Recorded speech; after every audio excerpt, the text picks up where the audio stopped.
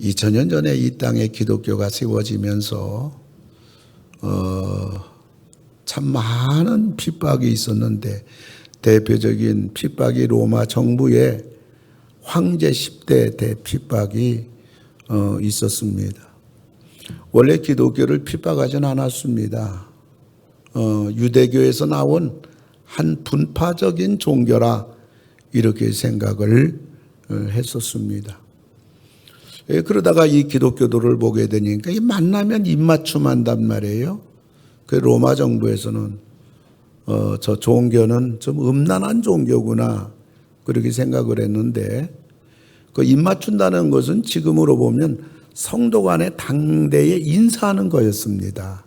그래서 신약 성경에 입맞춤이라는 단어가 인사법이 많이 나오지요. 그리고 나서 이 종교 기독교 예식을 가만히 보니까 이들이 이것은 내 몸이니라 먹으라, 혹은 이것은 내 피니라 마시라, 그런 걸 보면서 로마 정부는 저 종교는 식인 종교가 아니냐, 살을 먹으라, 피를 마시라, 성찬식을 말하는 거죠. 그래서 기독교를 조금 이상한 종교로 보기 시작했습니다. 그러다 기독교를 본격적으로 핍박한 것은 그 로마 정부는 황제가 신입니다. 황제가 롤드, 주님입니다. 이걸 강조하니까 그 기독교인들이 거부하는 거예요. 아니에요. 황제가 신일 수가 없습니다. 우리는 예수님이 주님이십니다. 그래서 로마 정부에서는 황제 배교 집단이다 그래서 무서운 핍박이 시작되었고, 많은 기독교들이 맹수의 밥이 원형 경기장에서 이루어지게 된 겁니다. 그래서 첫 번째 이 네로 황제의 핍박이 참으로 우리 기독교의 무서운 핍박이 됐는데, 이때의 네로 황제 때에 사도 바울과 사도 베드로가 순교를 당했습니다. 두 번째 도미티아누스 혹은 도미티안 황제라고 그러는데, 이 사람을 통해서 오늘 본문의 사도 요한이 밤무섬으로 기양가게 한, 그리고 황제 숭배를 그렇게 강조한 도미티안 황제, 2대 황제입니다. 이러면서 10대까지 250년간 엄청난 핍박이 있었습니다. 그런데 하나님이 역사하셔서 그 콘스탄티누스 대제가 313년에 250년 만에 로마 정부와 기독교를 국교로 선포하는 밀라노 칙령이 이렇게 선포가 됐습니다. 예수 안 믿으면 공무원이 될 수가 없는 로마 정부가 된 겁니다. 사랑하는 성도 여러분, 이것이 바로 기독교입니다. 기독교는 결국은 승리합니다. 하나님이 도와주시기 때문에 그랬습니다. 그래서 우리 기독교는 쉽게 되는 법도 없고, 그렇다고 해서 안 되는 법도 없습니다. 믿음으로 하려고 하니까, 기도하며 하려고 하니까, 선하게 하려고 하니까, 사랑으로 하려고 하니까 어렵습니다. 그러나 믿음으로 하고 기도하며 하다 보면 결국은 안 되는 것이 없는, 이것이 바로 기독교의 특징입니다. 오늘 저는 여러분들과 함께 요한계시록 1장을 통해서 예배를 드리다가 하늘문이 열린 사람, 이런 제목으로 말씀을 드리려고 합니다.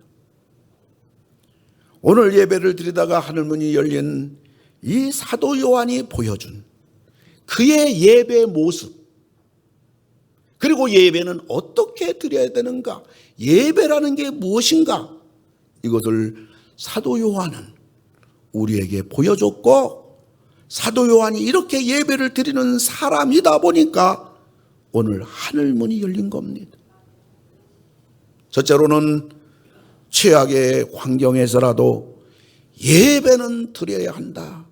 이걸 오늘 사도 요한은 우리에게 가르쳐 주는 것입니다. 9절을 보게 되면 예수의 환난과 나라와 참음에 동참하는 자라. 환난을 그리고 참음, 하나님의 말씀과 예수를 증언하였으므로 말미암아 반모라는 섬에 있었더니 그랬습니다. 이렇게 어렵고 힘들고 환난이 다가오고 수많은 고난이 다가와도 이 사도 요한이 하나님 앞에 예배를 놓치지 않고 끝까지 드리다 보니까 하늘문이 열렸어요. 그리고 이것 때문에 반모섬으로 귀양 갔는데, 이 반모섬은 참으로 황량한 섬입니다. 이곳에 귀양을 오게 되면 도저히 육지로 갈 수 없는 절망의 섬입니다. 한 20년 전에 제가 이 사도 바울의 섬 선교지, 거기를 한 15군데를 보름에 걸쳐서 가보는 중에 바로 이 반모섬이라는 곳을 한번 방문한 적이 있습니다. 근데 이 성지순례 가운데 반모섬이 프로그램 가운데, 그리고 성지순례하는 팀에게 여행사에서 약속이 되었다 할지라도 태풍 때문에 못 가는 일이 허다합니다. 풍랑이 일어서 못 가는 일이 허다할 정도로 이 반모섬은 가기가 대단히 어려운 그러한 황량한 섬이고, 더군다나 유배당하면 다시는 육지에 갈 수 없는 그러한 절망의 섬이 바로 반모섬입니다. 남북의 길이가 한 16km 됩니다. 그리고 동서의 길이가 한 10km 됩니다. 근데 중간에 이렇게 짤룩해가지고 동서의 길이가 1km 되기도 하는 그러한 섬이고, 우리 면적은 우리 영종도 섬만 합니다. 한 34만 제곱킬로미터가 되고, 지금은 성지순례 팀들을 통하여 숙박도 하고 물건도 팔고 사도 요한의 동굴도 보여주고, 그러면서 지금은 한 2,700명 정도가 이 반모섬에 살고 있습니다. 아무리 예수님을 위하여, 그리고 사도 요한이지만은 사도 요한이 얼마나 반모섬에 귀양 와서 외로웠을까? 그렇게 사랑하던 예수님도 70년 전에 이렇게 하늘로 승천하여 올라가셨고, 함께 복음을 전했던 믿음의 용장 사도 바울, 베드로도 다 순교당했고, 11명의 함께 동역자들인 사도들이 이 나라 저 나라 전부 다 흩어져 가지고 복음을 전하다가 전부 순교당하고, 사도 요한은 지금 100세에 가까운 노구의 몸으로서 복음 전하다가 교회를 섬기다가 반모섬에 귀양 온 이 사도 바울이 얼마나 마음에 고통이 심했을까, 얼마나 힘들었을까, 얼마나 외로웠을까. 그리고 사도 바울이 그렇게 애지중지 여기던 그 에베소 교회에 교인들의 신앙이 변질됐습니다. 지금 사도 요한이 반모섬에서 그 계시록의 환상을 보면서 하늘문이 열려서 계시록을 쓰고 있는데, 이때에 사도 바울이 목회를 했던 에베소 교회를 향하여 예수님이 진난하고 예수님이 그 교회를 책망하는 것을 사도 요한은 들어야만 했습니다. 계시록 2장 4절을 보면 너를 책망할 것이 있나니, 에베소 교회와 성도들을 향하여 너를 책망할 것이 있나니 너의 처음 사랑을 버렸느니라. 에베소 교인들이 처음에 예수 믿을 때 얼마나 뜨겁고 얼마나 헌신적이고 얼마나 교회 사랑하고 예수 사랑하고 얼마나 주를 위한 봉사가 대단했건만, 지금 에베소 교회 성도들은 사랑이 다 식어져 버린, 목회하던 교회의 성도들의 그 모습 앞에 이 사도 요한의 마음은 갈기갈기 다 찢겨진 그러한 상황이었습니다. 영육간에 다 지쳐버린 사도 요한, 아무것도 할 수가 없었습니다. 오늘 비록 주일이지만 반모섬에 귀양 와서 오늘 첫 주일을 맞이했지만은 예배를 드릴 수가 없습니다. 그럼에도 불구하고 오늘 사도 요한은 하나님께 지쳐서 낙심되고 탈진되고, 저는 주일날 교인들과 같이 예배도 드리고 설교도 하고 교제도 하고 음식도 먹고 즐거웠는데 이곳에 혼자서 지쳐가지고 탈진돼가지고 낙심돼가지고 외로움과 고통 속에서 오늘 사도 요한은 주일을 맞이했는데 일어날 수가 없어요. 그럼에도 불구하고 오늘 사도 요한은 최악의 환경 속에서도 하나님 앞에 예배드리고자 일어서는 장면을 봅니다. 그런데 그때 환상이 보인 거예요. 그때 하늘문이 열린 거예요. 평안할 때, 신앙생활 마음껏 할 수 있을 때 예배드리는 거 귀하지요. 그러나 예배 드릴 수 없는 상황 속에 드리는 예배 얼마나 값져요. 과부가 2렙돈을 하나님께 드렸어요. 지금으로 보면 180원입니다. 다른 사람은 금릿, 은립을 지금 헌금하는 중입니다. 근데 예수님께서 그 과부를 향하여, 다른 사람들은 많은 중에 넉넉한 중에 드렸지만은 이 과부는 가난한 중에 구차한 중에 드렸다고 우리 주님께서 과부의 헌금을 칭찬하셨어요.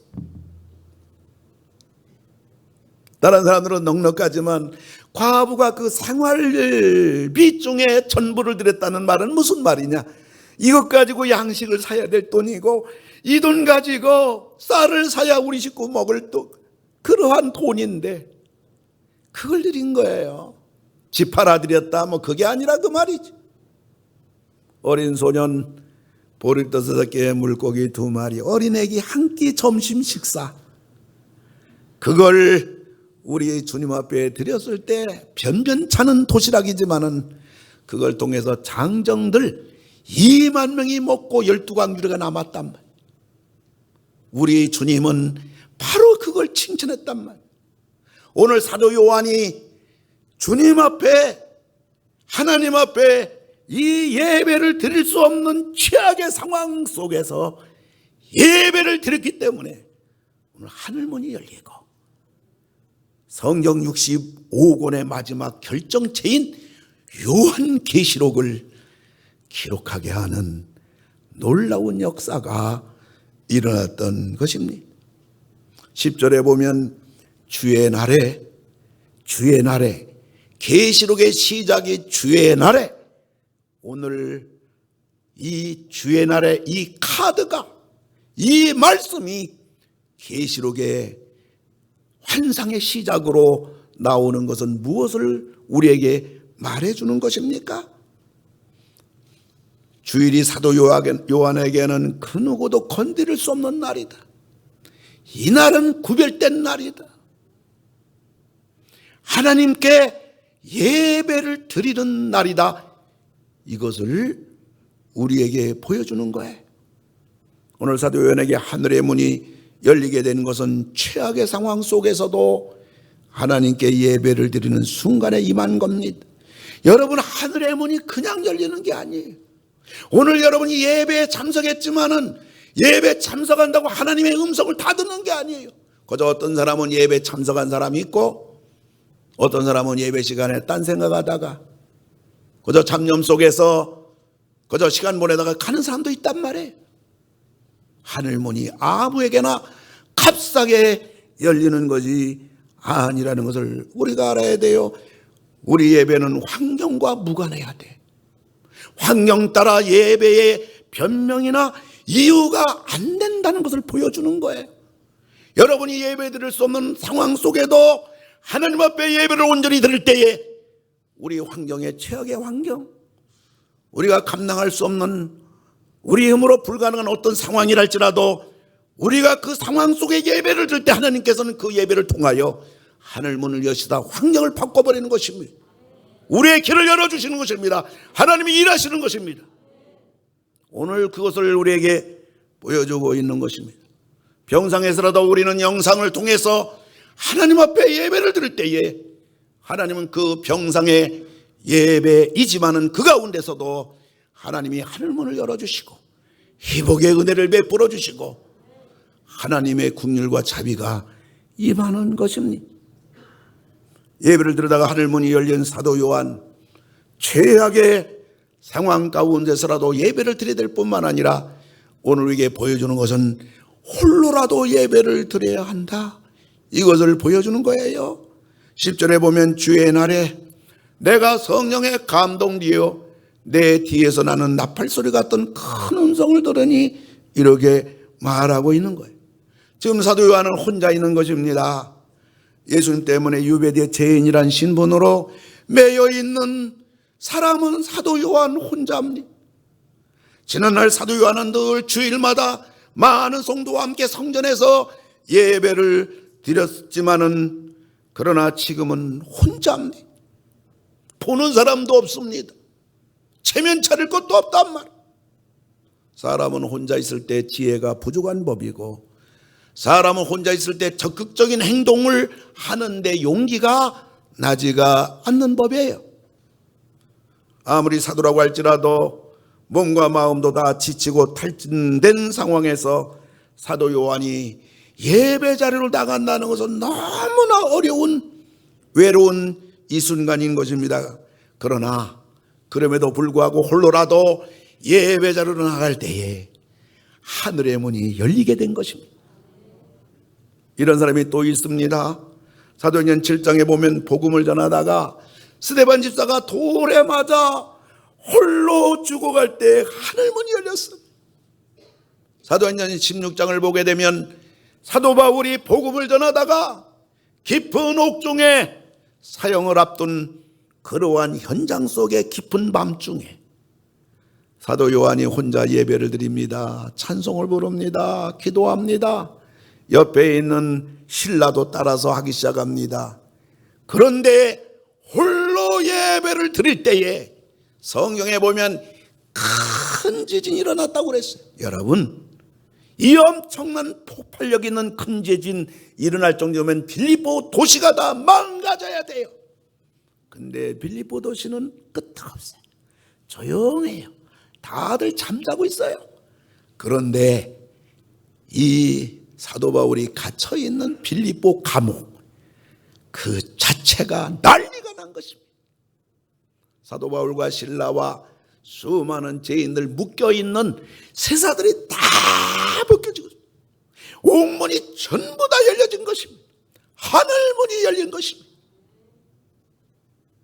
이것은 꼭 사도 바울에게나 꼭 순교당하는 그러한 극단적인 상황에서 이루어지는 것이 아니라, 이거는 예수 믿는 사람이라면 누구나 다 최악의 상황 속에 하나님 앞에 예배를 드릴 때, 홀로라도 하나님 앞에 예배를 드릴 때 하나님이 직접 오셔서 우리의 환경을 바꿔버리고 우리의 문제를 해결해 주시고 우리의 기도를 응답해 주시고 우리가 할 수 없는 불가능한 막힌 우리의 장애물들이 전부 다 거두어지는 것이고 홍해가 갈라지는 것이고 여리고성이 지금도 무너지는 것입니다.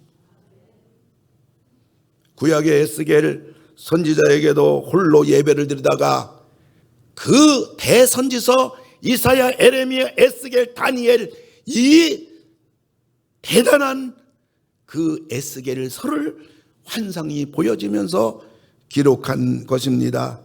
조국은 다 바벨론으로 망해서 바벨론의 포로가 되어가지고 조국 하나님이 예배던 예루살렘 성전은 전부 다 회파된 가운데서 그 먼 이국 땅에서 홀로 하나님 앞에 예배를 드릴 때 에스겔에게 환상이 보여지면서 기록한 성경이 바로 에스겔서입니다. 에스겔서 1장 1절을 보면 그 30째 해, 30째라는 것은 에스겔이 30살 됐을 때입니다. 그때 4월 5일 날 에스겔이 홀로 하나님 앞에 예배를 드릴 때에 그발강가 사로잡힌 자 중에 있을 때 하늘이 열리며 하나님의 모습을 내게 보이니 하늘문이 열린 것입니다. 1절에 하늘이 열리며 그랬어요. 에스겔이 최악의 환경에서 홀로 예배 드릴 때 하늘문이 열리며 하나님의 환상을 보게 됐죠. 3절에 여호와의 말씀이 부시 아들 제사장 나 에스겔에게 특별히 임하고 하나님의 계시가 들린 거죠. 3절에 여호와의 권능이 내 위에 있으니라 에스겔에게 권능이 임한 것입니다. 에스겔에게 하늘이 열려 하늘의 환성을 보고 하나님의 계시가 임하고 하늘의 권능이 임한 거, 홀로 하나님께 예배를 드릴 때 임한 것입니다. 예배가 이렇게 귀한 거예요. 예배가 내 인생을 이끌어 갑니다. 예배가 내 환경을, 예배가 내 가정을, 예배가 나의 문제를, 예배 중에 하나님이 임하셔서 예배가 이 역사를 다 이끌어 간다는 사실을 우리가 결코 간과해서는 안 되는 것입니다. 그러므로 예배를 취사 선택하면 안 되는 거예요. 예배가 절대적이에요. 하늘의 문이 열리는 열쇠입니다. 예배는 최악의 상황 속에서도 홀로라도 예배를 드려야 되는 것입니다. 집안 식구와 아무도 믿지 않아요. 그럴 때 나 홀로 하나님 앞에 가정에서 예배를 드릴 때에 나 홀로 드리는 예배는 온 가정을 대표하는 예배입니다. 집안 식구와 아무도 믿지 아니할 때 홀로 믿기에 홀로 교회에 나와 예배를 드리는 것은 나는 물론 우리 가정이 다 사는 거예요.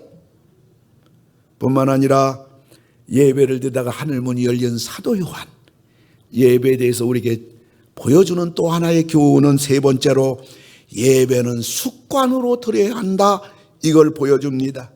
10절에 주의 날에 계시록이 탄생하게 된 것이 주의 날에 된 것임을 강조하는 거죠. 다시 말하면 사도 요한에게 주의 날은 구별된 날로 하나님을 예배하는 날이란 말입니다. 경건은 거룩한 습관이에요. 신앙이라는 것은 다른 것이 아니에요. 신앙은 반복된 습관이에요. 그러므로 신앙은 처음부터 이 습관이 잘 길들여져야 되는 겁니다. 신앙 습관이 잘 길들여진 사람은 믿음이 좋은 사람 되는 거예요. 그래서 그런지 어떤 사람이 전도합니다. 이 사람이 주의를 생명같이 여기는 사람이에요. 이 사람이 어떤 사람 전도합니다. 그 사람이 교회 나오려고 그래요. 그러면 전도를 받아 교회 나오는 사람 보면 전도한 사람과 신앙 컬러가 비슷해요. 주의를 생명같이 여긴 사람이 전도해서 그 사람이 교회 나온답니다. 그러면 그 사람에게 처음 교회 나오는 사람인데 그렇게 말합니다. 주일은 사람의 날이 아니에요. 교회 나가려고 하죠. 주일은 하나님의 날이에요. 그러므로 무슨 일이 있어도 주일을 빠지면 안 됩니다. 아니, 교회 처음 나온 사람에게 주일을 생명처럼 여기는 사람이 전도해서 그 사람 교회 처음 나온 사람에게 이걸 말합니다. 이것은 교회 나온 지 10년, 20년 집사가 된 사람에게 하는 말을 하는 겁니다. 왜요? 이 사람은 주일을 생명같이 여기는 사람이기 때문에 그래요. 그러나 주일을 들락거리는 사람이 전도하여 교회 나온 사람 보면 역시나 그 사람도 주일을 들락거립니다. 신앙의 첫 발을 그렇게 배웠기 때문입니다. 사람은 처음에 배운 대로 하는 것입니다. 여러분, 사람이 습관화되면 쉬워요. 간단해요. 갈등할 필요가 없습니다. 당연히 여기기 때문입니다. 주일이 습관된 사람은 주일 되면 거저 교회 가방 들고 당연히 의례껏 주일에 교회 가야지. 그러나 습관되지 않은 사람은 밖을 바라보면서 비가 오려고 하네, 눈이 쏟아지네, 아이고 오늘 내가 너무 피곤하네 하면서 오늘 밖에 일이 있네, 오늘 집안에 이런 일이 있네 하면서 말도 많고 탈도 많고 불평도 많고 그리고 시험도 많은 법이에요. 여러분 신앙의 좋은 습관이 여러분들 하나하나 여러분들이 있기를 주의 이름으로 축원합니다. 미국의 세계적인 명문대학이 하버드대입니다. 그런데 지도자 연구센터, 이게 믿는 센터가 아니에요. 그 지도자 연구센터에서 미국 하버드대 출신으로서 최고 경영자 500명을 선발해가지고 그들을 전부 다 추적해 봤어요. 근데 500명 중에 150명만 지속적으로 그 인생이나 그의 가정이나 그의 사업이 계속 성공하는 겁니다. 그리고 인생의 가치와 인생의 보람과 만족이 이 150명만이 계속 성공적으로 인생과 가정, 자기 사업이 이끌어져 가는 것입니다. 그 지도자 연구센터에서 이 150명이 왜 이렇게 성공적인 인생을 살아가는가 연구를 조사했더니 공통점이 3가지가 나왔는데, 이 150명은 전부 다 다른 사람이 비웃을 만큼 큰 소원을 가지고 있는 거예요. 뭐 여기 큰 소원이라고 할 때 돈 많이 벌어서 내가 빌딩 짓고 내가 잘 살고 이러한 인간적이고 욕심적인 그러한 것이 아니지요. 가치가 있고 보람이 있고 그런 비전이 있죠. 이걸 내가 성공함으로 인해서 이걸 통해서 어려움 당하는, 그리고 또 굶주리는 아프리카와 내가 성공함으로 인해서 가장 내 인생을 복되게 살아야겠다는 비전을 얘기하는 거죠. 2번째는 어떤 상황에도 어떤 어려움에도 꿈을 굽히지 않고 끝까지 인내하며 성실하게 노력했다는 것입니다. 근데 3번째가 놀라워요. 이 지도자 연구센터가 기독교 단체가 아니에요. 그리고 하버드가 어느 지방대, 그저 그런 데가 아니라 세계 최고의 명문대 아닙니까? 3번째, 이 150명이 왜 성공했는가 또 보니까 하나같이 예수님을 경영자로 모시고 있다는 거예요. 예수님이 원하시는 대로 운영하는 기업을 가지고 있더라는 거예요. 그리고 예수님이 원하는 대로 그 자기에게 주어진 수익을 가치 있게 쓰더라는 거예요. 이게 믿는 기독단체에서 이것을 했다면 예수 믿는 사람 그저 예수 믿으라고 하는 거겠지 하지만은 안 믿는 사람, 지도자 연구센터, 그리고 이게 세계적 명문대 생을 중심으로 했기 때문에 우리는 이 3번째를 우리는 눈여겨보지 않을 수가 없어요. 왜? 우리는 믿으니까 말이죠.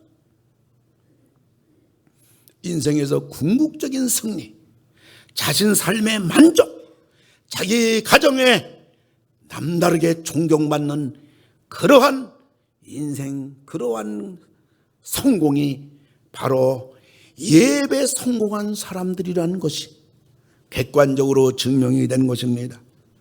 제약의 환경에서도 예배를 드린 사람, 홀로라도 예배를 드린 사람, 그리고 예배가 습관화된 사도 요한에게 하늘의 문이 열리고 요한계시록을 쓴 것입니다.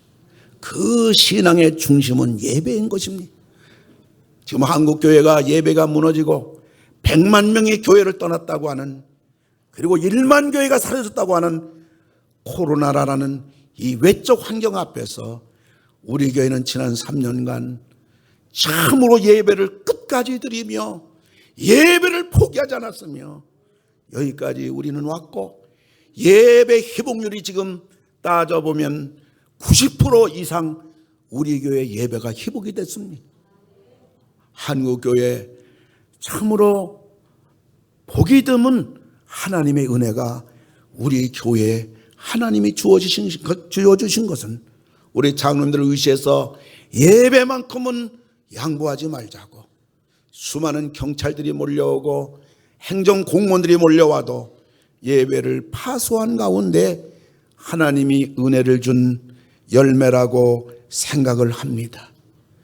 그 하늘문이 열려서 계시록을 썼는데, 하늘문이 열렸다는 것은 하나님이 너와 함께하고 있다, 하나님이 너를 도와주겠다, 하나님이 네 문제를 해결해 주겠다, 하나님이 네 가정과 네 자녀를 반드시 책임져 주리라, 이거 아니겠습니까?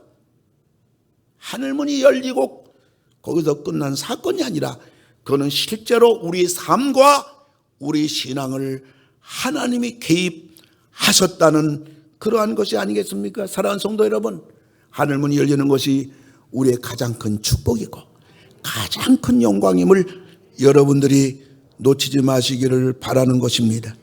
어쩌면 우리들이 이렇게 인생이 막히고 그렇게 우리 삶이 계속 지지부진하고 문제가 해결되지 않고 내가 앞으로 힘차게 발걸음을 내딛지 못하고 이것이 우리 삶 속에 순간순간 있을 수는 있겠지만은 이것이 장기화되고 이것이 계속 내 삶을 붙잡고 있다면 여러분들이 그 요인이 여러분의 능력의 부족이 아니고 여러분 인생의 삶의 성실이 문제가 아니라 그 중심에는 바로 예배를 진단해 보시고 나의 예배는 어떤 예배였는가?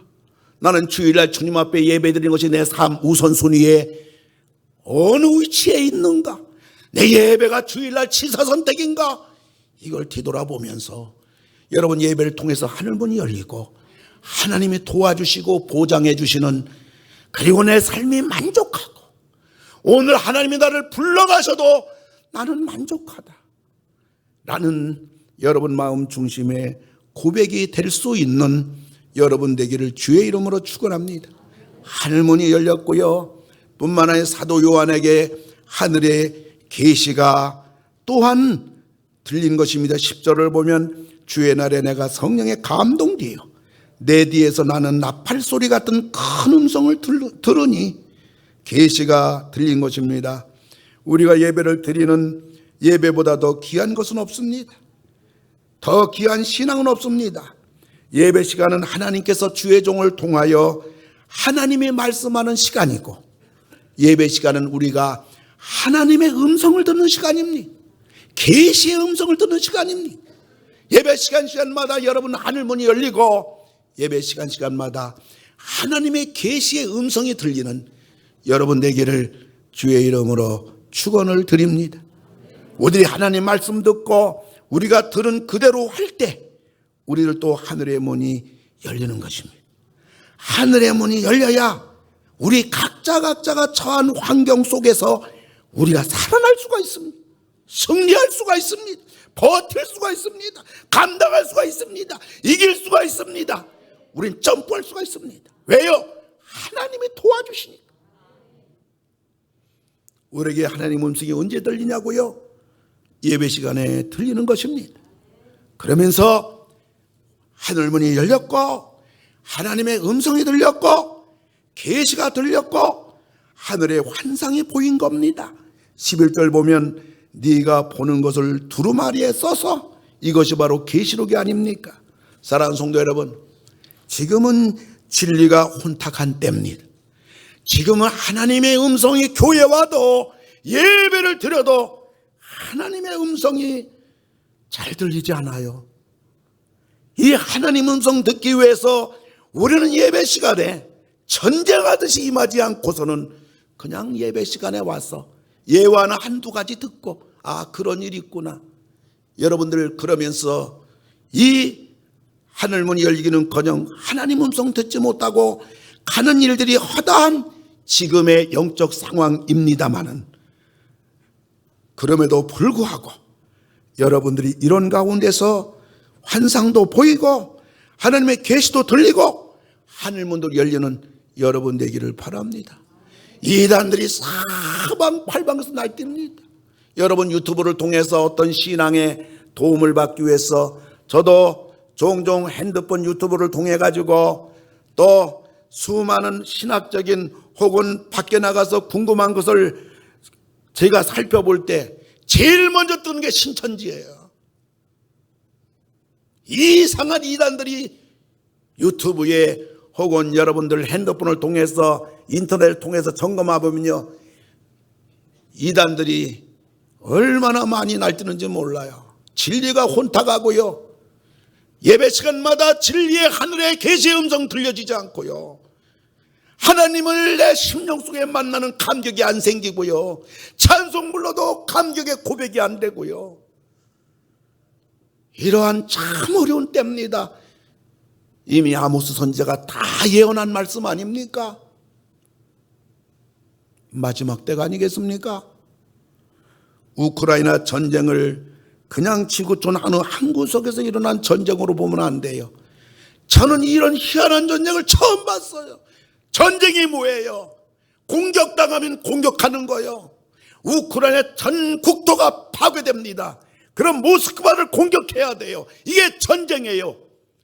그런데 러시아를 절대로 공격하면 안 됩니다. 미국과 나토 수많은 나라가 군사 물자를 지원했지만은 조건이 있습니다. 모스크바 공격은 하지 않도록. 이런 전쟁 맞습니까? 이러한 모습들을 보면서 우리 주님이 말씀하신 종말론의 눈으로 봐야 됩니다. 이것이 남의 얘기 아니라고요. 전 세계 화약고가 북한과 남한이에요. 중국과 대만입니다. 이스라엘과 중동이에요. 이스라엘과 중동은 먼 나라니까 그만둡시다. 중국과 대만, 북한과 남한, 이 사건은 오늘 우크라이나 전쟁을 통해서 바로 우리들 얘기예요. 피부에 와닿는 얘기예요. 우리는 새벽마다 저부터라도 두 손 들고 하나님, 이 전쟁이 종식되게 해주시옵소서. 저는 새벽마다 두 손 들고 하나님, 저 북한과 남한에는 모든 무기들이 고물이 되게 해주시옵소서. 총소리가 절대로 들리지 않게 달라고 저는 새벽마다 두 손 들고 나라를 위해서 이렇게 기도합니다마는 저만 기도하겠습니까? 여러분들도 나라를 위해서 전쟁이 일어나지 않도록 다 기도하는 줄 압니다. 이 시대에 진리가 들리지 않아요. 예배 참석가도 은혜를 받을 수가 없어요. 은혜가 안 돼요. 이렇게 영적으로 혼탁하고 어려운 이유가 뭐냐? 그거는 예배가 생명을 잃었기 때문이고, 왜 예배가 생명을 잃었느냐? 예배 자리에 세상 자리가 됐다 그 말이죠. 가장 예배 가치가 하나님의 가치인데 그 자리에 세상 가치를 둬가지고 세상 가치를 두다 보니까 세상 환경 따라 세상 가치 따라 예배가 치사 선택으로 밀려나 버린 것입니다. 예배 생명이었기 때문인 것입니다. 사랑하는 성도 여러분, 여러분의 신앙 삶 속에 센터에 언제나 예배가 있고 언제나 주일 예배가 있기를 주님의 이름으로 축원합니다. 여러분들 지난 100일 동안의 예배 대행진을 통해서 정말 여러분 우리 21세기 교회가 코로나가 점차로 거치는 가운데서 여러분이 최선 다하여 예배에 힘썼습니다마는 오늘 이 말씀을 통해서 나는 주일날 신자다, 썬데이 크리스찬이다, 난 예배만 드리는 나의 신앙이라면, 예배자라면 여러분들이 주일 저녁까지 예배드려 성경대로 온전한 주일을 성소하는 신자가 될 뿐만 아니라 더 나아가서 내가 주일은 지켰는데 다른 예배는 안 드렸어. 그러면 수요 예배로 확장하시고, 더 나아가서 금요 예배로 확장하시고, 더 나아가서 새벽 예배로 확장해서 여러분들이 낮 신자가 아니라 주일 성수하는 저녁 신자까지, 더 나아가서 공예배가 수요 예배까지, 공예배입니다. 수요 예배까지 여러분 예배가 확장되어지는 예배의 사람이 되어서 하늘문이 열리고 계시의 음성을 듣고 여러분들이 뿐만 아니라 하나님이 함께 하시는 그러한 복된 여러분 다 되기를 주님의 이름으로 축원합니다. 원하기는 사도 요한처럼 최악의 상황에서도 하나님께 예배드리고 홀로라도 예배드리고, 예배가 나의 신앙의 그 중심이 되고 습관이 되고 날로 날로 야베스처럼 복의 복을 더해 주시듯이 예배 복을 더하여 주시옵소서. 야베스처럼 나의 지경을 넓혀 주옵소서. 우리는 예배 지경이 넓어지게 해 주시옵소서. 야베스는 하나님의 손으로 나를 도우사 환난 근심 없게 하옵소서. 이 예배를 통하여 하나님이 지켜주시고, 예배를 통하여 하늘문이 열리고, 예배가 내 인생을 이끌어가고, 예배가 우리 가정을 이끌어가고, 예배가 내 자녀를 이끌어갈 수 있도록 예배를 통하여 여러분 인생의 승부와 하나님의 무한한 개입하시는 복을 받으시는 예배자로 우리 모두 계속 여러분들이 나가시는 여러분 다 되기를 주님의 이름으로 축원을 드립니다. 우리 같이 일어나셔서 우리 부르신 곳에서 나는 예배하네 같이 한번 우리 찬양하도록 합니다.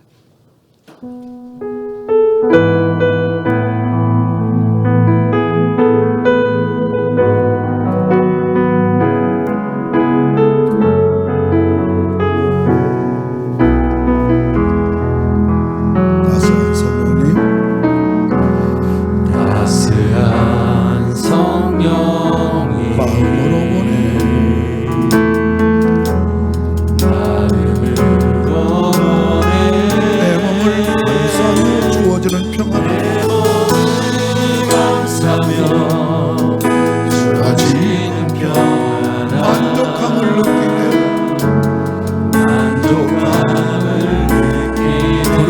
곳에서 나는 예배하네.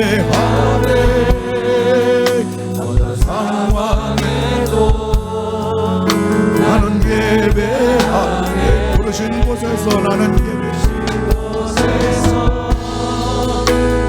예배하네.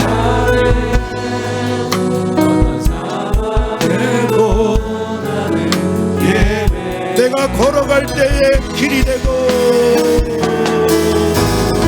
걸어갈 때 길이 되고 살아갈 때 삶이 되고 내가 걸어갈 때 살아갈 때 삶이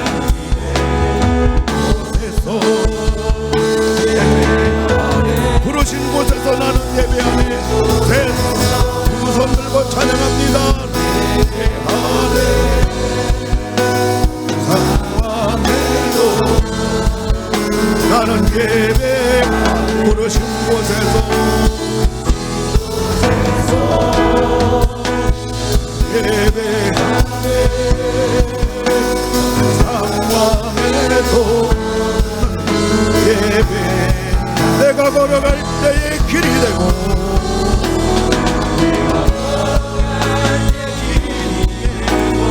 살아갈 때 삶이 되어서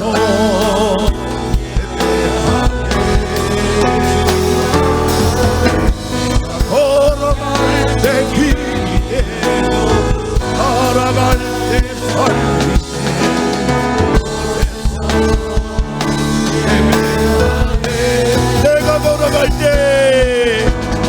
걸어갈 때 길이 살아갈 때 삶이 곳에서 예배하네.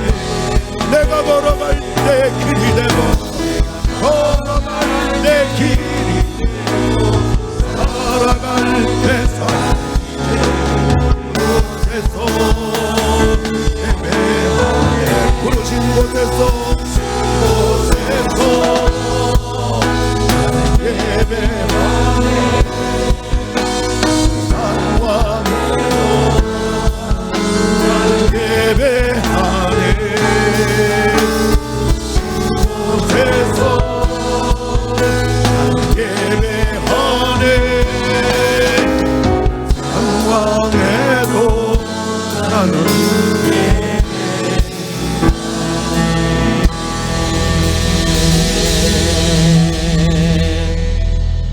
예수님이 우리를 구원하심은 예배자가 되라고 구원해 주셨고,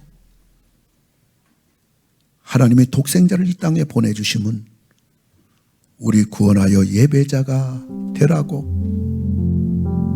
우리 예배를 받으시는 하나님의 놀라운 사랑과 최악의 상황 속에서도 주일에 최우선으로 주님 앞에 나와 예배드리는, 홀로라도 외롭지만은 핍박 중에라도 예배드리는, 그리고 예배가 양보할 수 없는 습관이 되어 지속적으로 예배자로 살아갈 때에 하늘문이 열리고 계시가 들리고 환상이 보여주는 승리자가 되라고 감동감화하시는 성령님 함께 하심이 예배드리다가 하늘문이 열린 사도 요한의 길을 걸어가기를 결단하고 지난 날을 회개하며 다짐하는 머리 숙인 복스러운 우리 21세기 모든 성령님을 위해 병상에서 시간에도 영상으로 예배드리고 먼 출타 중에라도 이 주일날 영상으로 예배드리는